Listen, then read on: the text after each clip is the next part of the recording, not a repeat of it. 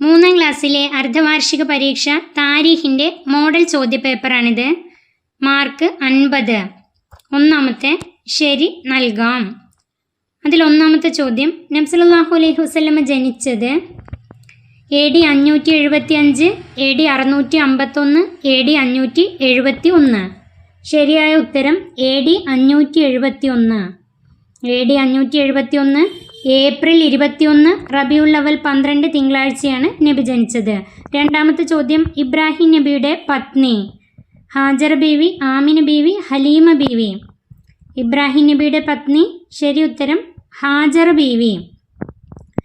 ആമിന ബീവി നബി തങ്ങളുടെ മാതാവ്, ഹലീമ ബീവി നബിയുടെ പോറ്റുമ്മ. മൂന്നാമത്തെ, നബിയുടെ പിതൃവ്യൻ അബ്ദുൽ മുത്തലിബ്, അബൂ ത്വാലിബ്, വഹബ്. നബി തങ്ങളുടെ പിതൃവ്യൻ അബൂ ത്വാലിബ്. പിതൃവ്യൻ അബൂ ത്വാലിബ്, പിതാമഹൻ അല്ലെങ്കിൽ ഉപ്പാപ്പ അബ്ദുൽ മുത്തലിബ്. വഹബ് ആമിന ബീവിയുടെ പിതാവാണ് വഹബ്. നാലാമത്തെ, ഖദീജ ബീവിയുടെ പിതാവ്. ഖദീജ ബീവിയുടെ പിതാവ് അബൂ ത്വാലിബ്, ഹുവൈലിദ്, ഉമയ്യത്ത്. ഖദീജ ബീവിയുടെ പിതാവ് ഹുവൈലിദ്. അഞ്ചാമത്തെ, നബിയുടെ ആദ്യ ഷാം യാത്ര. നബി സല്ലല്ലാഹു അലൈഹി വസല്ലമയുടെ ആദ്യ ഷാം യാത്ര 12 വയസ്സിൽ, 25 വയസ്സിൽ, 35 വയസ്സിൽ. ഷാം യാത്ര 12 വയസ്സിൽ. ശരി ഉത്തരം 12 വയസ്സിൽ. 25 വയസ്സിൽ ഖദീജ ബീവിയെ വിവാഹം ചെയ്തു. 35 വയസ്സിൽ കഅബാലയം പുതുക്കിപ്പണിതു. കഅബ ഷരീഫ് പുതുക്കിപ്പണിതു. അടുത്ത ചോദ്യം, ആറാമത്തെ, ആമിന ബീവിക്ക് രോഗം ബാധിച്ചത് മദീന, അബവാ, ഷാം. ശരി ഉത്തരം അബവാ. അബവായിൽ വെച്ചാണ് ആമിന ബീവിക്ക് രോഗം ബാധിച്ചത്. അടുത്ത ചോദ്യം പൂർത്തിയാക്കാം. ഒന്നാമത്തെ, നബി സല്ലല്ലാഹു അലൈഹി വസല്ലമയെ സ്നേഹിക്കുമ്പോൾ മാത്രമേ നാം പൂർണ്ണ ഡാഷ്. നബി സല്ലല്ലാഹു അലൈഹി വസല്ലമയെ സ്നേഹിക്കുമ്പോൾ മാത്രമേ നാം പൂർണ്ണ മുഅ്മിനാവുകയുള്ളൂ. രണ്ടാമത്തെ, സ്വർഗത്തിൽ നിന്നും ഇറക്കപ്പെട്ട പരിശുദ്ധ ശിലയാണ് ഡാഷ്. സ്വർഗത്തിൽ നിന്നും ഇറക്കപ്പെട്ട പരിശുദ്ധ ശിലയാണ് ഹജറുൽ അസ്വദ്. കഅബയുടെ തെക്ക് കിഴക്കേ മൂലയിലാണ് അത് സ്ഥിതി ചെയ്യുന്നത്. ഇവിടെ ഉത്തരം എഴുതേണ്ടത് ഹജറുൽ അസ്വദ്. മൂന്നാമത്തെ, സ്നേഹവും കരുണയും വാത്സല്യവും ഉള്ള ആളായിരുന്നു ഡാഷ്. സ്നേഹവും കരുണയും വാത്സല്യവും ഉള്ള ആളായിരുന്നു അബൂ ത്വാലിബ്. അടുത്ത ചോദ്യം, 2 വീതം എഴുതാം. ഒന്നാമത്തെ, നബി സല്ലല്ലാഹു അലൈഹി വസല്ലമ ജനിച്ച 7-ാം ദിവസം ചെയ്ത കാര്യങ്ങൾ. നബി തങ്ങൾ ജനിച്ച് 7-ാം ദിവസം ചെയ്ത കാര്യങ്ങൾ. അതിൻ്റെ ഉത്തരം, അക്കീക്ക അറുക്കുകയും മുഹമ്മദ് എന്ന് പേരിടുകയും ഖുറൈശികളെ വിളിച്ച് സദ്യ നൽകുകയും ചെയ്തു.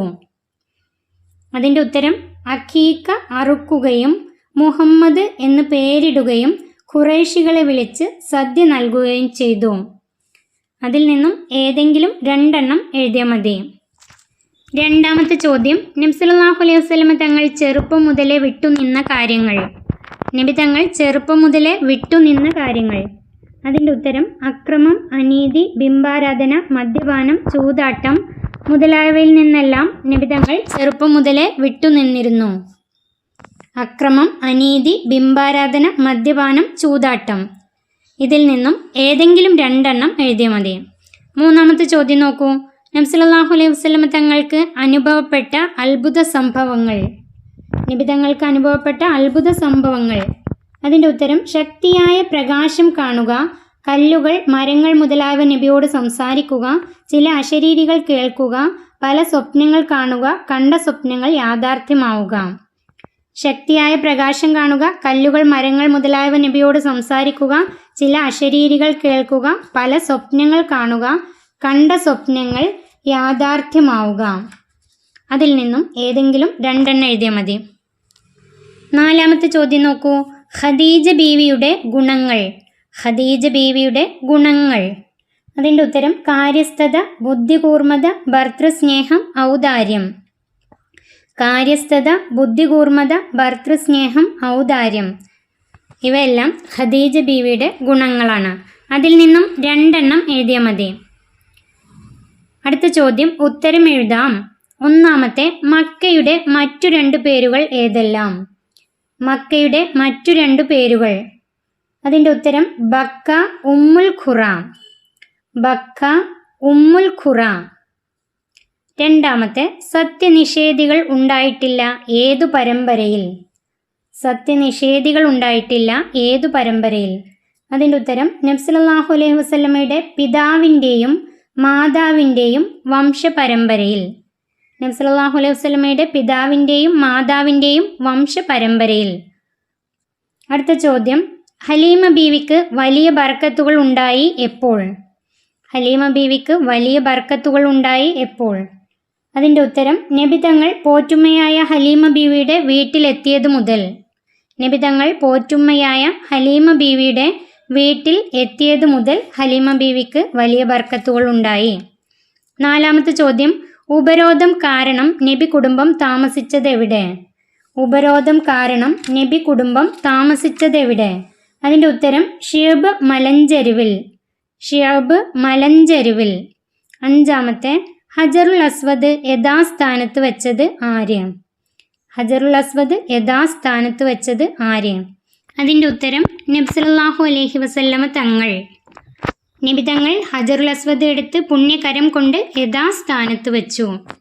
അതിൻ്റെ ഉത്തരം നബി തങ്ങൾ. അടുത്ത ചോദ്യം ആരാണ് പറഞ്ഞത്? 2 ചോദ്യങ്ങളുണ്ട്. അത് ആരാണ് പറഞ്ഞത് എന്നാണ് എഴുതേണ്ടത്. ഒന്നാമത്തെ ചോദ്യം ഈ കുട്ടിയെ ശ്രദ്ധിക്കണം, യഹൂദികൾ അപായപ്പെടുത്താൻ സാധ്യതയുണ്ട്. ഈ കുട്ടിയെ ശ്രദ്ധിക്കണം, യഹൂദികൾ അപായപ്പെടുത്താൻ സാധ്യതയുണ്ട്. അതാരാണ് പറഞ്ഞത്? ബഹീറ എന്ന ക്രിസ്തീയ പുരോഹിതൻ. അത് പറഞ്ഞത് ബഹീറ എന്ന ക്രിസ്തീയ പുരോഹിതൻ. അതിൻ്റെ ഉത്തരം എഴുതേണ്ടത് അതാണ്. രണ്ടാമത്തെ ചോദ്യം ഈ മരച്ചുവട്ടിൽ ഇരിക്കുന്നത് ഒരു നബി അല്ലാതെ മറ്റാരുമല്ല. ഈ മരച്ചുവട്ടിൽ ഇരിക്കുന്നത് ഒരു നബി അല്ലാതെ മറ്റാരുമല്ല. അത് പറഞ്ഞത് നസ്തൂറ എന്ന പുരോഹിതൻ. അത് പറഞ്ഞത് നസ്തൂറ എന്ന പുരോഹിതൻ. അടുത്ത ചോദ്യം നോക്കൂ. ക്രമത്തിൽ ആക്കാം. ഓർഡർ തെറ്റിച്ചാണ് തന്നിട്ടുള്ളത്. അത് ക്രമത്തിലാക്കാം.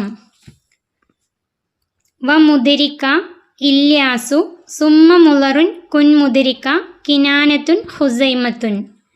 നിബിതങ്ങളുടെ 20 ഉപ്പാപ്പമാരുടെ പേരുകളുള്ള ആ പാട്ട്, അതിൽ നിന്നുള്ള വരികളാണിത്. അതിനെ ശരിയാക്കി എഴുതുമ്പോൾ കിനാനത്തുൻ ഹുസൈമത്തുൻ വ മുദരിക്ക ഇല്യാസു സുമ്മ മുളറുൻ കുൻ മുദരിക്ക. കിനാനത്തുൻ ഹുസൈമത്തുൻ വ മുദരിക്ക ഇല്യാസു സുമ്മ മുളറുൻ കുൻ മുദരിക്ക. അത് അബൂഹു അബ്ദുല്ലാഹി അബ്ദുൽ മുത്തലിബ് വ ഹാഷിം അബ്ദു മനാഫിൻ മുൻതസിബ്. ആ പാട്ട് മുഴുവനായിട്ട് പഠിച്ചു വെക്കാം.